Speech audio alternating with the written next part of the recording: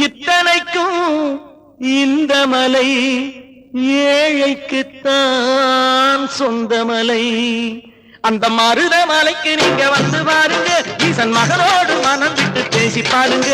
தீராத வினைகள் எல்லாம் தீர்ந்து போகுங்க, சத்தியமா சொல்லுறேன், தீராத வினைகள் எல்லாம் தீர்ந்து போகுங்க. அது தீராவிட்டால் வந்து என்னை கேளுங்க, அது தீராவிட்டால் வந்து என்னை கேளுங்க. மருத மலைக்கு நீங்க வந்து பாருங்க.